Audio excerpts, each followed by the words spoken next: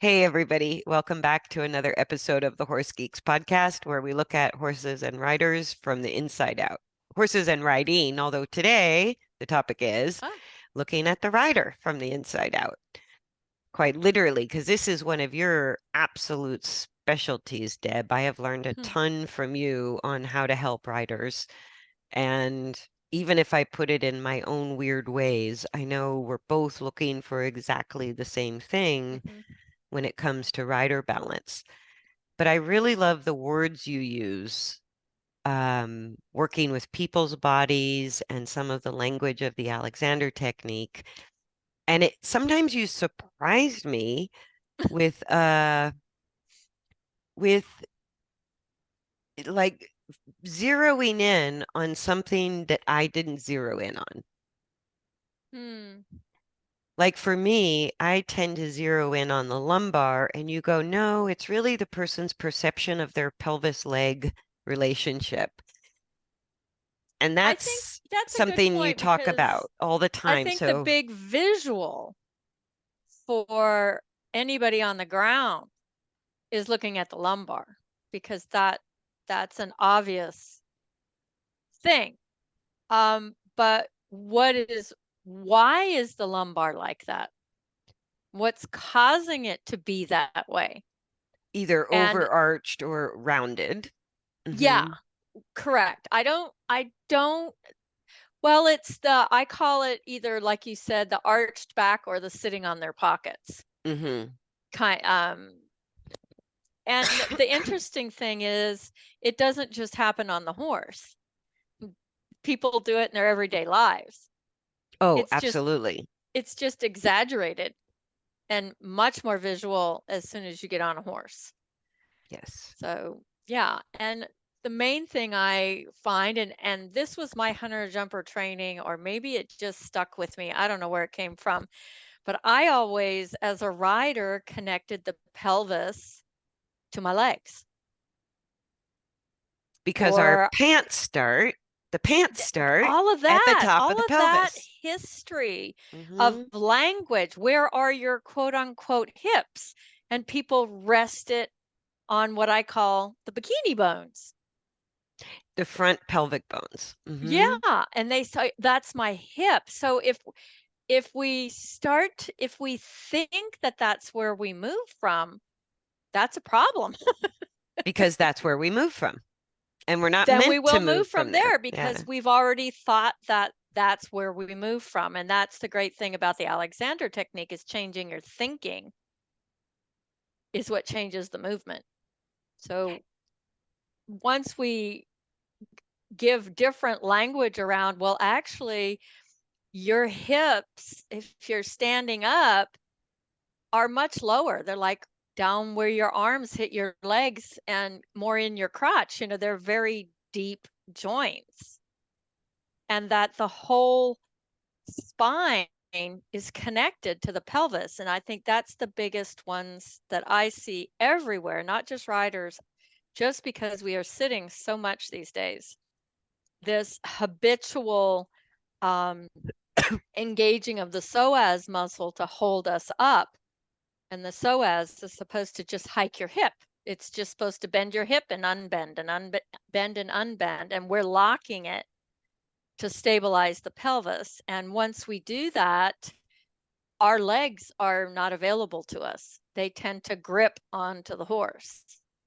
Well, it kind of makes sense because if we think our legs begin where our pants begin, we Right. have Wow. on the waistline, right? If we think that's where our legs begin, Right. then we can also sort of assume the lumbar is like feels like the end of the spine. And so Right. the lumbar, which is also not supported skeletally, it's supported by core muscles. That if And the that's a great point to bring up. When you go below the rib cage all the way down to where the spine meets the back of the sacrum and the pelvis, there's nothing there. Yeah, it's all soft tissue. Except it's all soft tissue. So whether you call it core development, or I do a lot of work with people in constructive rest and rebuilding core, just becoming familiar with Mm. what can I find down there that Yeah. I maybe haven't been accessing that's much more supportive. And we've talked in previous podcasts that if you're contracting a muscle anywhere, you're shutting off all the proprioceptors from that muscle to the brain. Which So means you can't feel. you can't feel anything. Hmm. So that's, I remember when somebody asked me, I was riding, I was probably a teenager. They said, "Can't you feel your sit bones on the saddle?" And I'm like, "No, Nope. no, I actually can't." And Yeah. that's because I was riding with such an arched low back. My sit Same. bones were way out behind me. I'm like, "What are you talking about, sit bones? I have no clue what you're talking Yeah, my about." seat bones were always pointed over the horse's tail. Yep, yep. And luckily I don't see as many riders doing that anymore, but way back when that was a big thing. So I'm just getting people to connect their pelvis to their torso and allow the language I always use is the pelvis goes with the whole torso and the arms and legs just hang off of it and we're just a skeleton. Let I the think that's a, excuse me. balance off your skeleton, not gripping. Um, it doesn't take as much effort once you figure out that organization of soft tissue for tone instead of contracting. We've talked about eccentric contracting before. Um, it's just much easier. And I use that language a lot. And I think we both do when we're working with riders, bend too far forward. What does that feel like? Bend too far back. What does that feel like? Well, where's the easy place? Right. Where does it feel? When is your central nervous system happy with where you are? Exactly. And that's what you've got to constantly look for and seek because it's going to constantly change. It's going to change because your horse is dynamic, you're dynamic. We're all reinventing ourselves and finding new ways to use our bodies. So it's never the same quote unquote place. Yeah. Hold that thought 1 second. I'm just going to pause. Okay. I needed a brief Yeah. pause to kind of cough that out, not into the Get it out. microphone. I'm sure you all appreciate that. But So, what you were talking about, like the way I picture it, is especially when we're riding, or if even in a cart when we're driving, that because we are out of gravity, so to speak, we're not directly our walking. relationship is different. Yeah. Yeah. We And same changed our thing, like, relationship. your little thing you have, you can put riders on that's like a Yeah, wooden my horse barrel, stand. your horse stand. Um, I think that's where we actually get that experience of Yeah, we give. balancing our Mhm. torso and letting our arms and legs really hang Mhm. because we're not weight bearing, so to speak, through our legs like normal. It Right. gives us, excuse me, you guys, it gives us that sensation. Yeah, and you maybe do it on your horse if you feel safe. The thing what happens when we normally get on our horses is we go. And I encourage people just sit on your horse for a while. Just sit there. Yeah, Feel no what you matter the level of rider, Yeah. there is a great benefit and kind of a Mhm. luxury to either have a horse that's super safe that you can just Mhm. let him mooch around the arena while Right. you focus on yourself, or have a helper who's leading your horse for you Right. so that 100% of your awareness can be on your own body. Right. And I'll often start with have people drop the reins and take their feet out of the stirrups. And bareback is okay, but really we need to do it in the saddle, even if we also do it bareback. But to just let the legs hang and find that balance, because we're kind of balancing on two little knobby, tiny seat bones, and we have to organize from the seat bones through the pelvis, up the spine, the Mm-hmm. rib cage, the neck and head. But when we're on a horse, gravity sort of helps us like feel more space in the shoulder joint or the elbow or the wrist if we're being passive and not active. And Yeah, I the think same that thing with the is legs. the level to achieve that for some people takes time. To be able to work with this head, neck, back, pelvis balance using core tone so that the legs can let go. Because a lot of people, when they somebody starts to lead them and they're experimenting, because another whole podcast is balancing off the hands. But if we take away the hands, a lot of people are going to grip with their legs. It's just what we do for But balance. also, when I take away the stirrups, and it is sort of a guided exercise sometimes for sure, Yeah, I but think so. even just bringing somebody's attention to, I'll often say, just imagine that you have no arms or legs.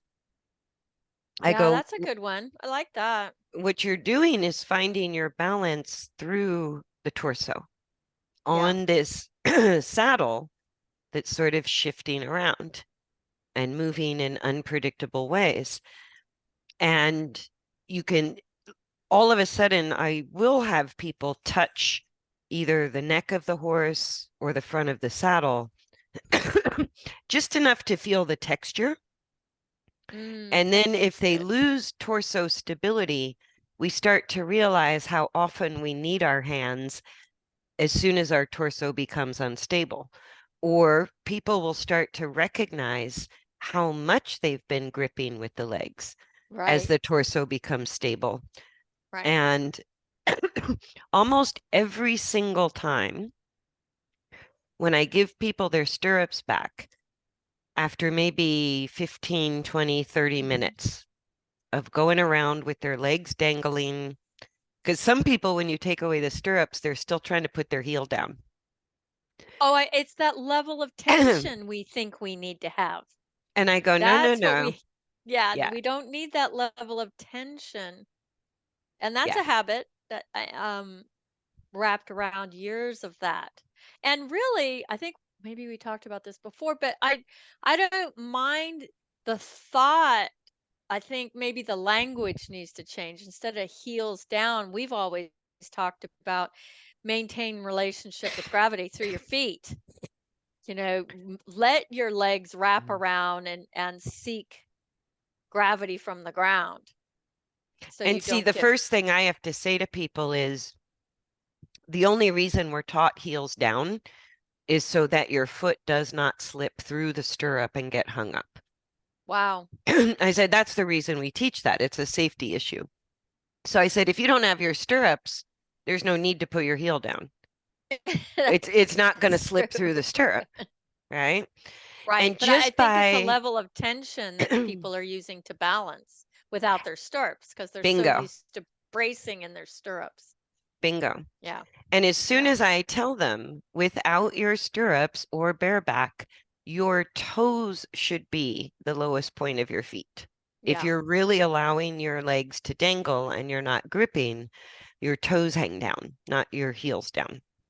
And what's so interesting is after a short time, I give them back their stirrups and they feel that like they're way too short. I know, I love it.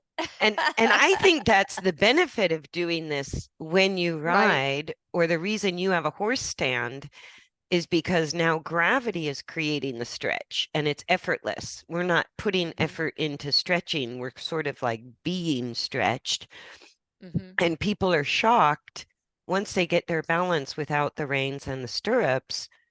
They're really shocked at how short they wanted the stirrups. It just feels terrible Yeah, to them. and it's all tension and soft tissue that's creating that. Exactly. Yeah, I think And I've dropped mhm. my stirrups 4 holes. Yeah. Yeah, Yes. just unwinding, and it takes time. I mean, I think it was my third year mid-semester at Alexander School, I finally started figuring out how to let go of my legs. It's not, it's a unconscious, subconscious thing of gripping when you get on a horse. Yeah, because you're up high, you don't want to fall off. You don't want to fall off. Your central nervous system wants to be safe. But No, if and you you know learn what was so oh, sorry, go ahead. I'm interrupted. Go ahead. if you learn this head, neck, back, pelvis as one unit and you get that organized and balanced, that whole central nervous system fear goes away. Yes. It's not there anymore. It completely goes away. No, and what I was going to say is sort of watching the Olympics and the gymnasts, of course, I love watching the gymnasts. And what we tend to notice with like dancers and gymnasts, especially female ones, is what I call the ta-da stance, where, they kind of arch the back, put the arms Right? up, like ta-da at the end of their move. And I started watching the movements a little more closely, especially the floor and the balance beam for the women. And in the moment, they need power.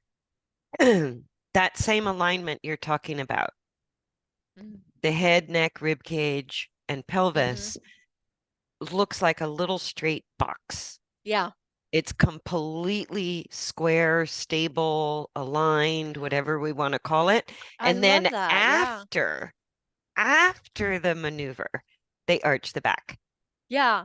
And what I'm glad you brought that up because if you see them say like I watched some floor routines yesterday and before they start their run, if you and then you watch them run, they're not moving their whole body.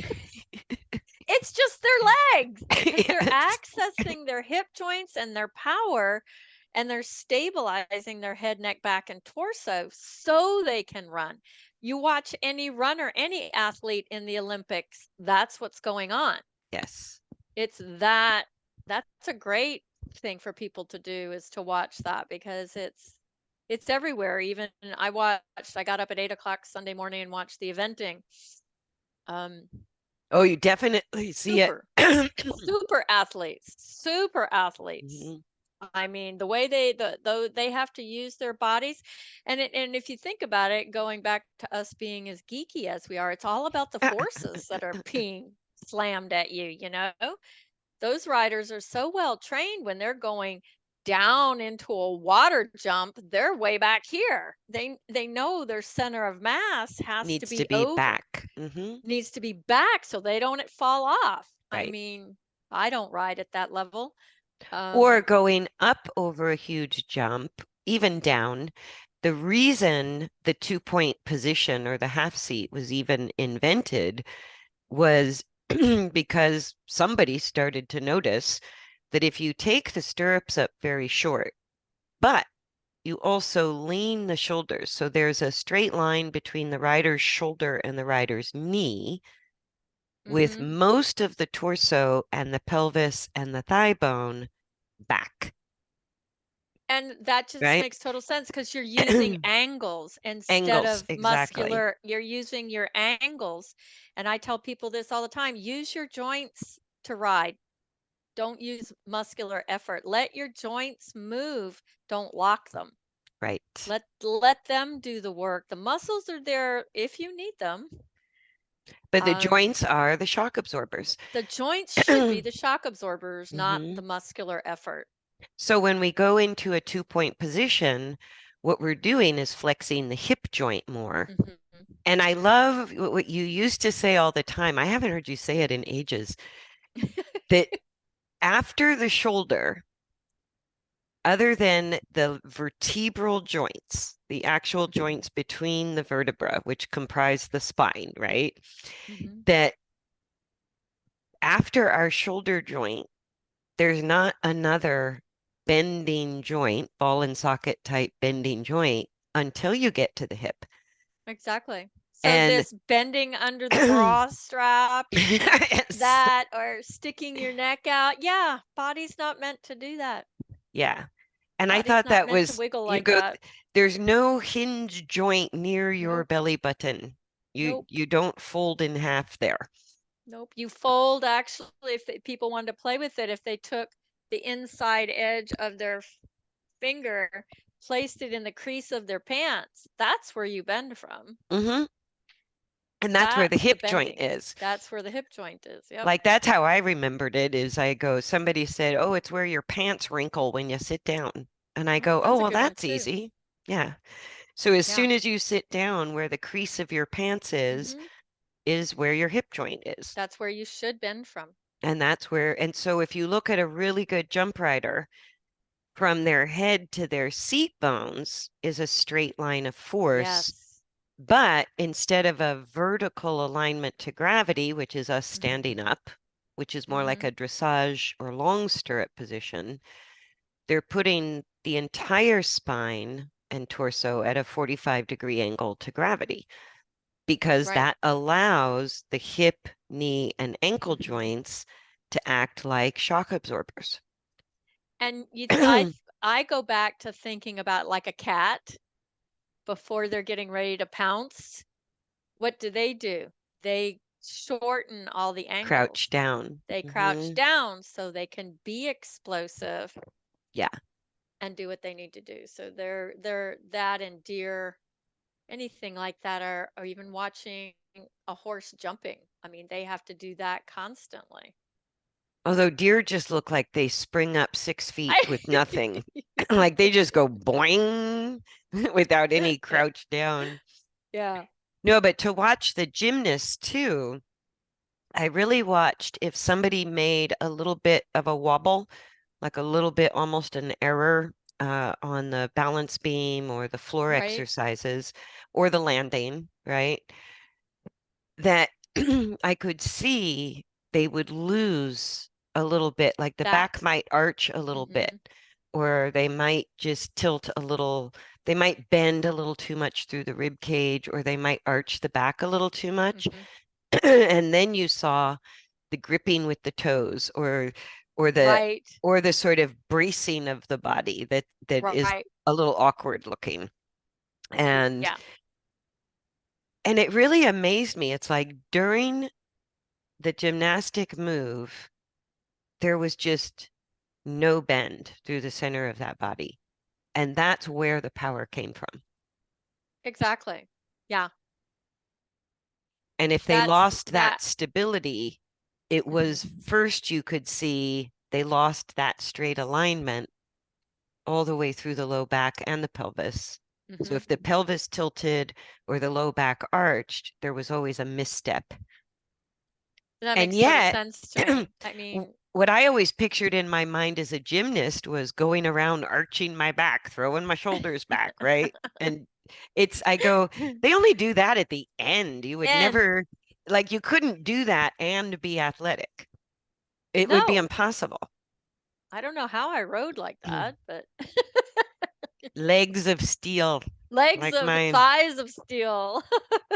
Yes. And pain in the ankles from jamming your heels I think down. you're right. Or I hear a lot of people, I see them post on Facebook about knee pain.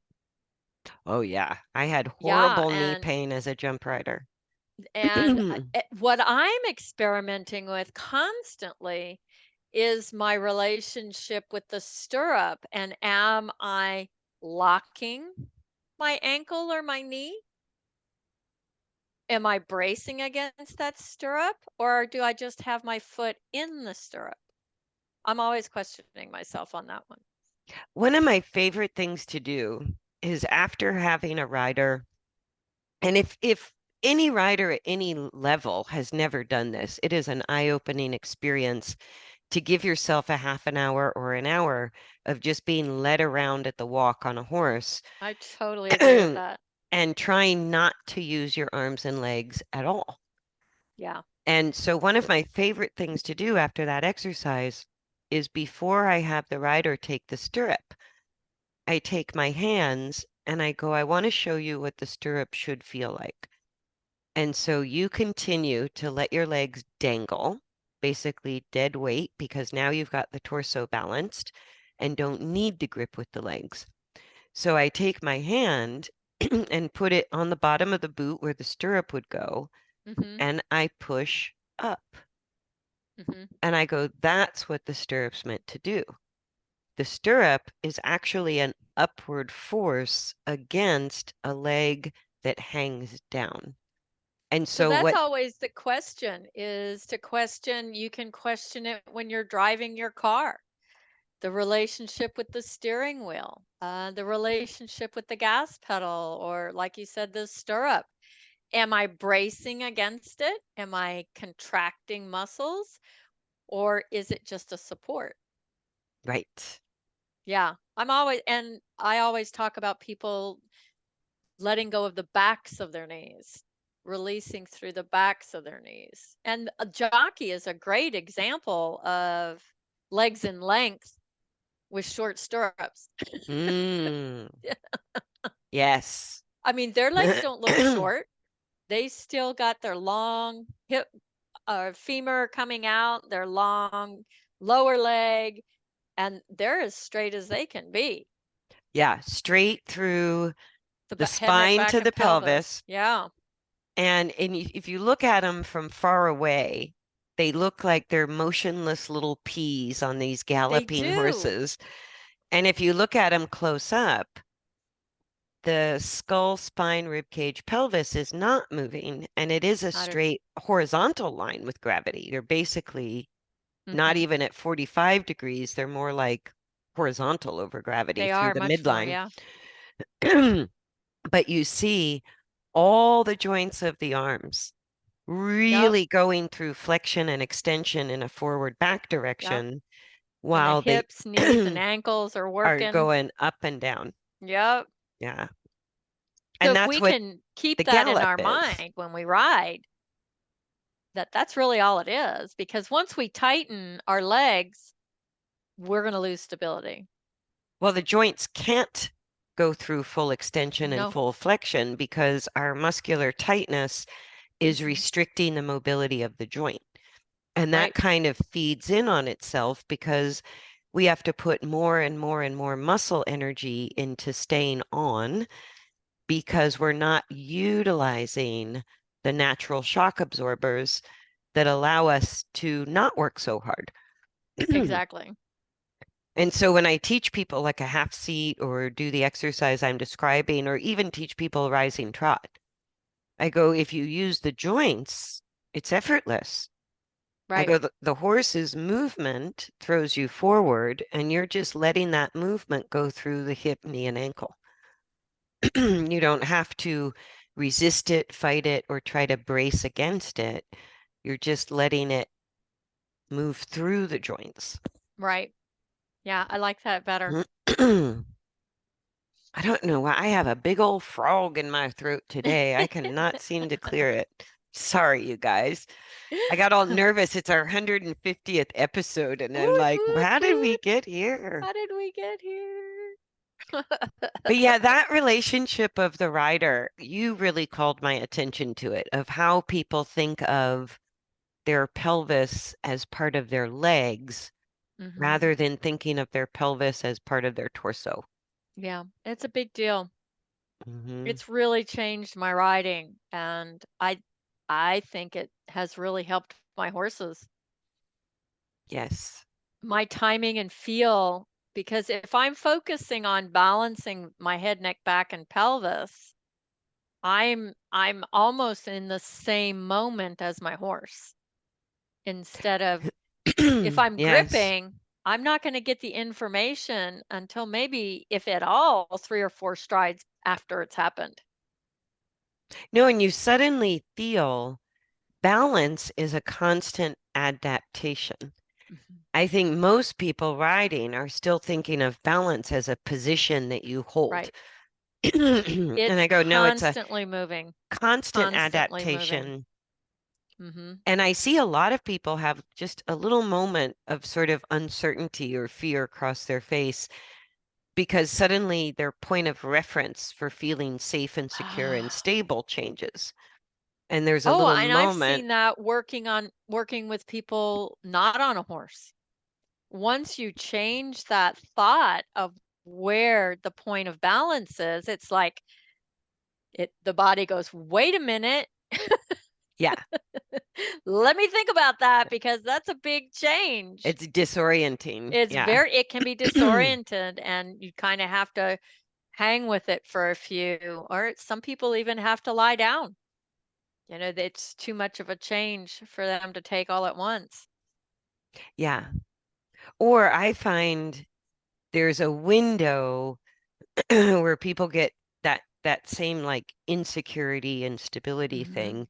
But then once they make the transition from sort of holding muscularly into actually balancing this skeletal torso and Hmm. letting the arms and legs go, that the relief it brings is also very noticeable.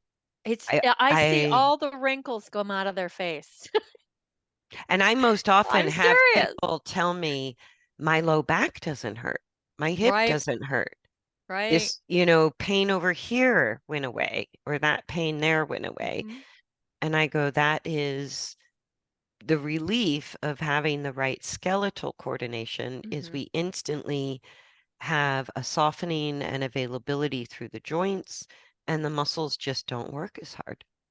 And that's what we're all seeking that. All our bodies are seeking that. It's just the way we're going about it that might not be as efficient as like an Alexander teacher working with you or something like that. Well, I got We to disagree with you a little bit because I didn't even know to look for it. I didn't have a Oh, clue. no, but we all, I mean, we all central nervous system wise, when we get there, we feel it, we know it. You can just see it on people's faces like, oh my gosh, this Yes. is so much easier. This Oh, that I place agree with is so much 100%. easier. Whatever words they use, what Hmm. words do you hear? I hear easy, fluid, Less painful, less painful. easier. But no, I Um, agree with you that the body recognizes good mechanical use, that accurately rebalancing or recoordinating the body to work with the mechanics, everybody recognizes the moment it happens. What I'm saying was my whole concept, that wasn't even in my mm, wheelhouse on my radar. mm-mm. And my concept of riding was that it wasn't athletic unless I was working hard. That's a good And point. A lot and of it was people, that's like, the American way, right? yeah. Like I Work go, maybe hard, I need to sweat. buy one of those thigh masters and strengthen up my legs. Or what Maybe about I that need to thing that go to the, holds your shoulders back or your stomach yeah, in or whatever? I need to go lift weights. I hear that all the time. I need to go lift weights to ride my horse. You can Arm, do that wrong build too, up the arm strength. And Yeah. I go, it's really none of that.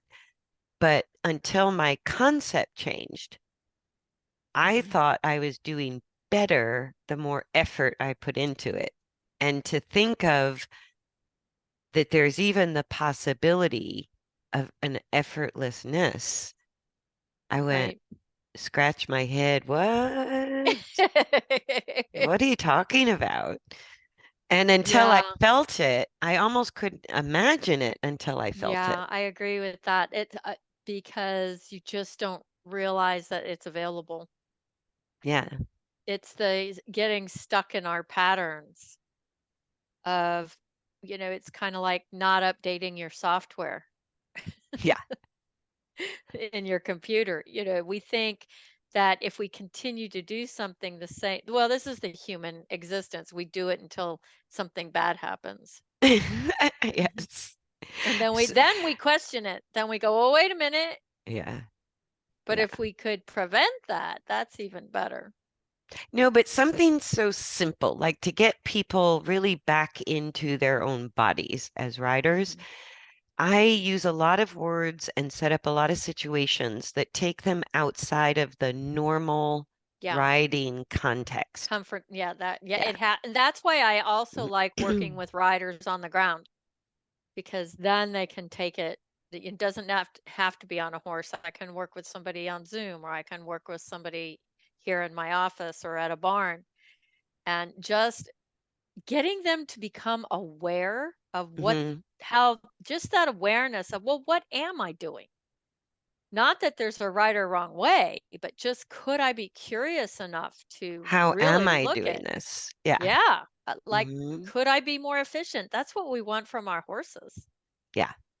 So why And not just ask that of to, ourselves? well, I think even just to get on a horse, and even if somebody's leading the horse and you know you're 100% Mhm. safe, Right.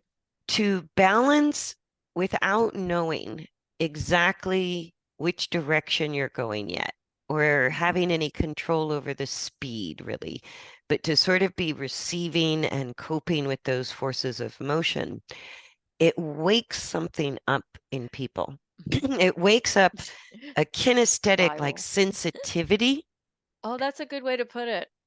It's like it Yeah, wakes up our sense of feel. And that's one of the main reasons I do it with mhm. upper level riders is because I go, some of our habits are so strong and so ingrained, we don't know what we're missing Well, and until that's a great point because we've become much more visual, and there's a whole pamphlet about the lost sixth sense, and David Gerlich explains that we are losing our Mm, kinesthetics about touch, feel, where we are in time and space.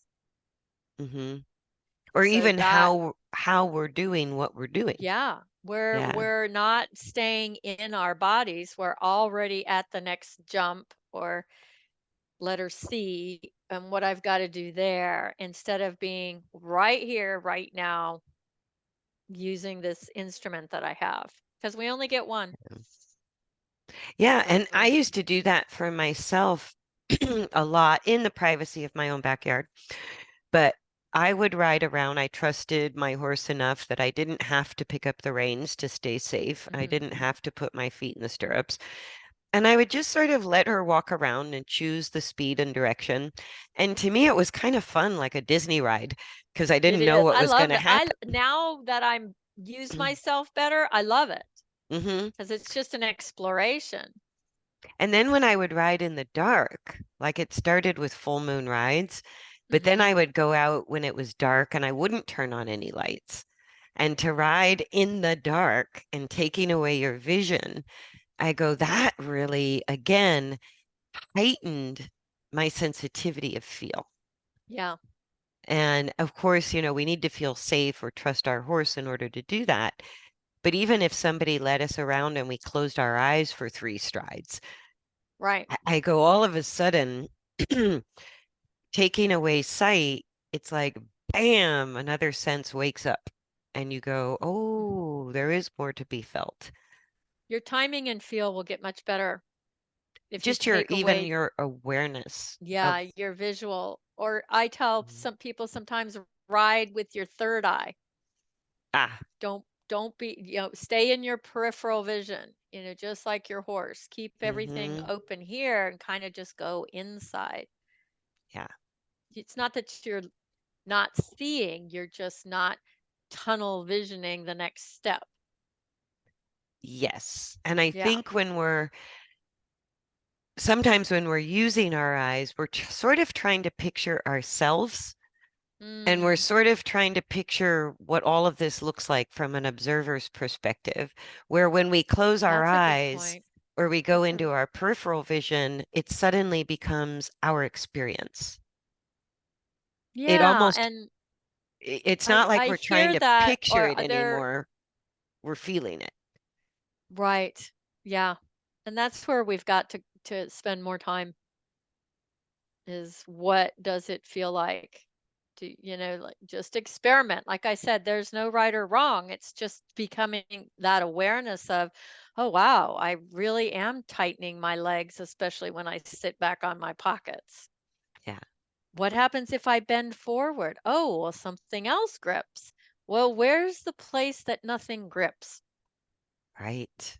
Where is that place? And it's going to change if the horse is moving. So be flexible about Constantly that. change. Constantly changing. And that availability of, having your head, neck, back, and pelvis so organized that you kinesthetically shift much faster to where you Yes. need to be over the horse. over the balance point.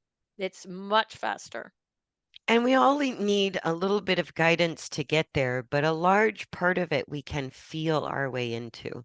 Oh, I totally agree with it. Yeah. Yeah. If we And just get rid of all of the noise I in still our carry my brain. phone though, because when riders improve their balance in the context of a lesson, especially when I have a new rider I'm working with and I know we're going to play with the rider's balance, I always have my phone now. And I Hmm. tell them in advance, this will feel wrong. This will feel weird. Yeah. You will doubt me. And I'm going to take a picture. So we'll get there. And every Pictures are single time fantastic. Yeah. when I take a picture of their normal riding, what feels normal and good, and then we compare it to this new abnormal, awkward, quote unquote, terrible feeling, and they look at the two pictures, Hmm. they cannot believe it.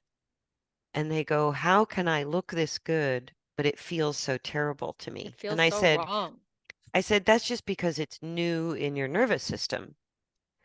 I Right. said, but eventually, this, what feels good to you now, will feel more and more wrong as your body sort of goes, no, I'd rather be here. This is easier. Yeah. And that Yeah. whole sensation will reverse. But at first, I It's a go, struggle. yeah.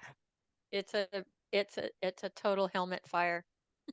No, and I would have people take pictures of me just so I could see myself, or I would do some video and go understanding that experience that what I feel and what it looks like can be very different things. Very different because we want what the body wants to do is it wants to compartmentalize it and say, "Oh, I know how to do that.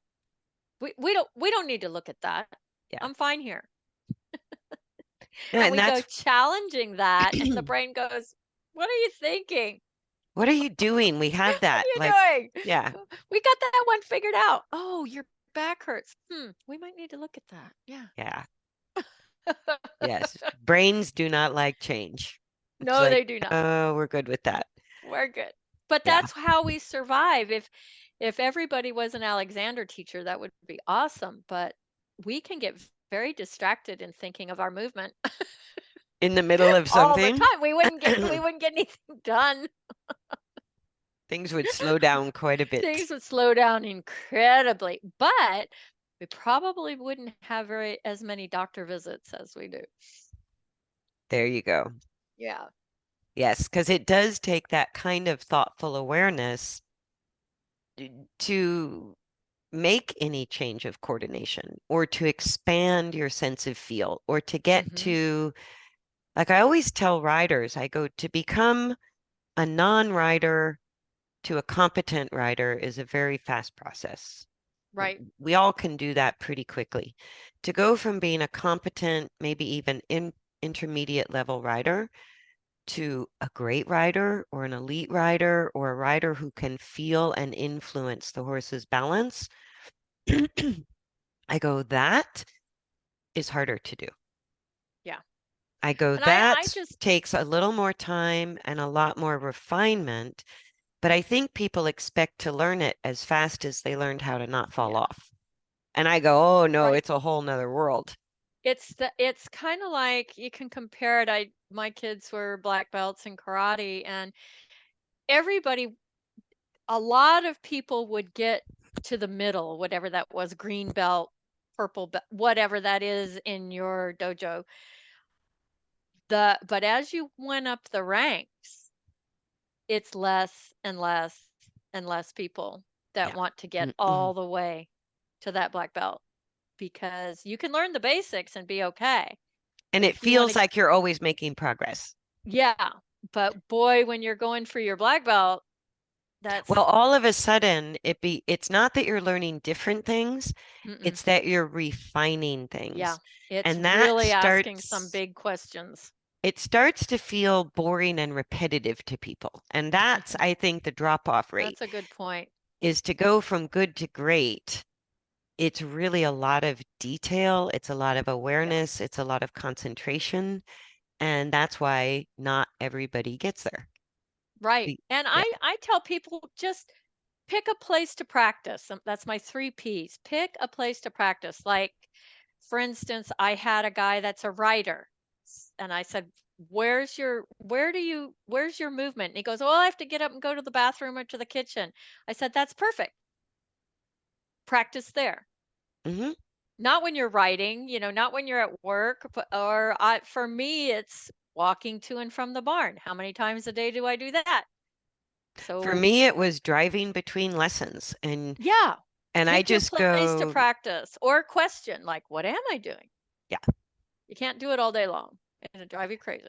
Well, or even little things like when we worked on rain contact, and you gave me the tip, I think, that when I'm driving, to think about pushing forward on my steering wheel rather than pulling the steering wheel towards me, Right. Right. right?